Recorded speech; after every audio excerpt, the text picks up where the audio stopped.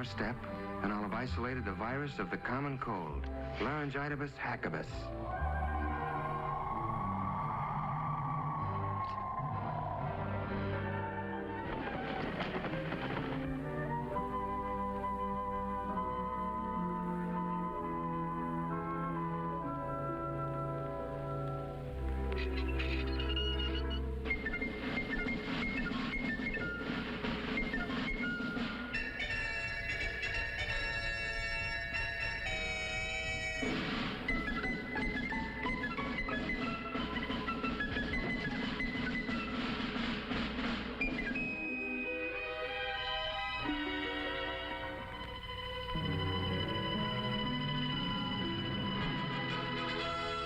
Elodium Fosdex, check. Anti-proton ballast, check. Prepare afterburners for blast off.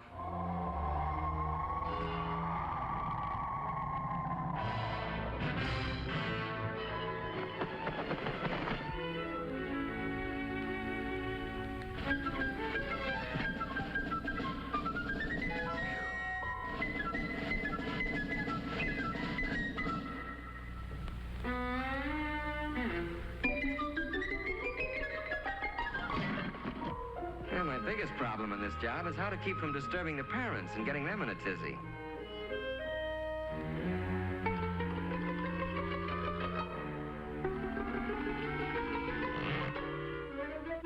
Rock-a-bye doggy in the treetop, when the wind blows, the cradle will rock.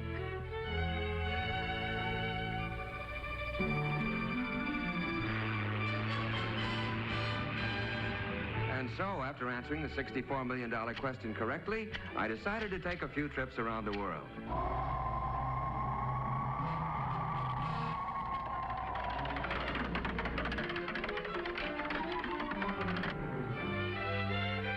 About time we threw a little light on the subject.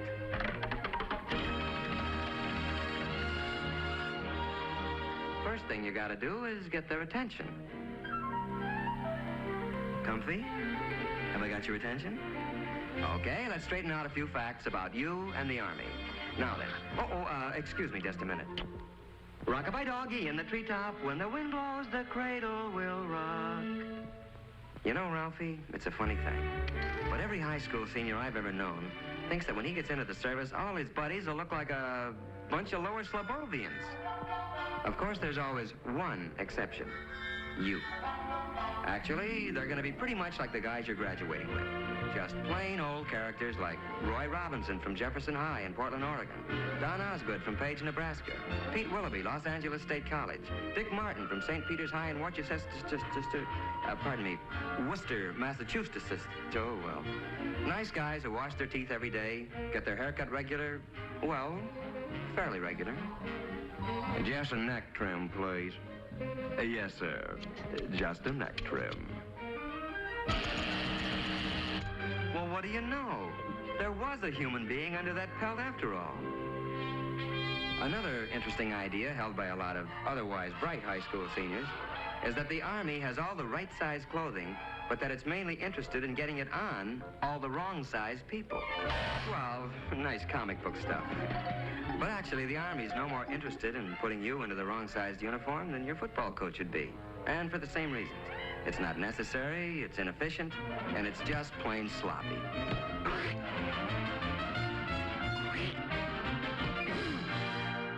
In other words, you'd be pretty useless to yourself or the team. You know, according to some comic strip artists, our friend here, is the kind of non-com you find in the Army. The way they tell it, basic training's supposed to be nothing but KP, obstacle courses, and being chewed out by a bunch of sadistic sergeants. Hey, hold up!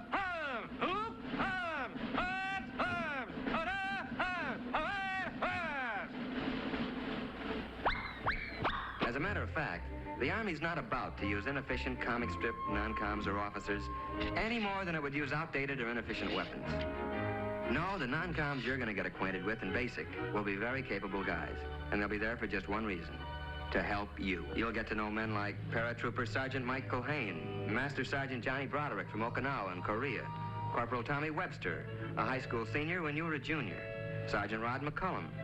He carries the Congressional Medal of Honor.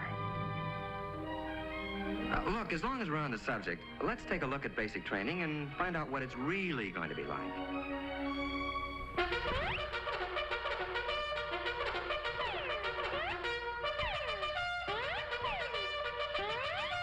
Well, you're going to learn a few things at basic. Useful things, like how to handle weapons safely and effectively.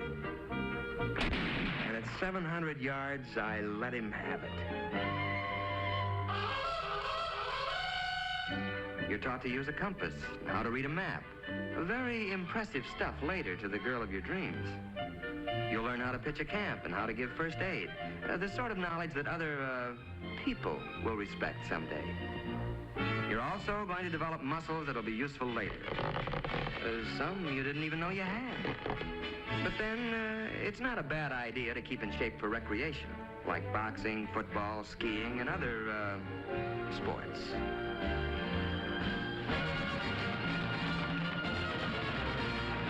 You're going to learn to snap a salute to all officers. Now, where'd that custom come from? Well, the way I heard it, the only way one knight could recognize another knight under those cast-iron tuxedos was to lift his visor. It's a sort of hello among military men. Then one day, you're going to suddenly realize that you're beginning to look like and act like a soldier or a man. And you'll be surprised to find that you're very proud to be serving your country in the United States Army. A short intermission.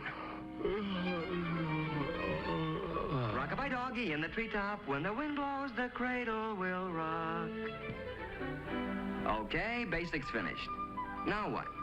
Well, according to some comic strips, more endless months of KP, policing some forgotten post, and learning how to artistically goof off. But mainly, the rest of your Army career is supposed to be spent doing anything you're most unfit for. Humorous stuff, no doubt, but not good sense. Actually, the Army wants to send you where you'll be most useful and where you can serve the best. Where this will be is determined to a great extent by those interviews and aptitude tests you took in your first days as a recruit. So the chances are that...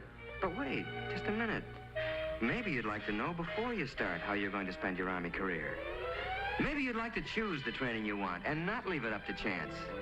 If so, then the Army has a special deal you'll want to hear about. It's called Reserved for You. And in it, you pick the job training you want before you enlist.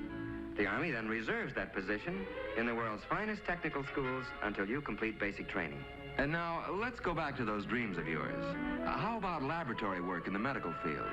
The Army has some of the finest laboratory facilities, technicians, and scientists in the world.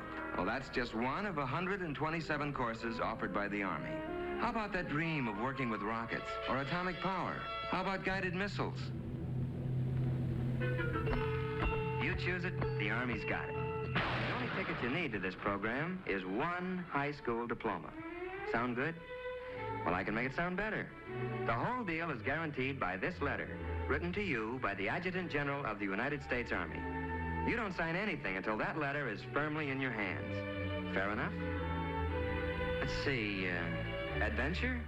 Pick your branch. How about a real elite outfit? Armor. Tank Commander Phillips. Not bad. Travel? Man, you do ask the nicest questions. This is Paris, and it's no dream. It's solid, and it's yours. Ralph Phillips, USA. Sound pretty choice? Your local recruiter can fill in all the details. Today, if you like.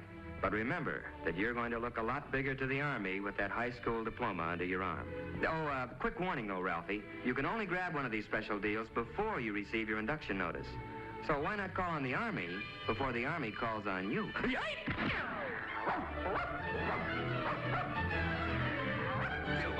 What's the matter with you? You gone nuts or something?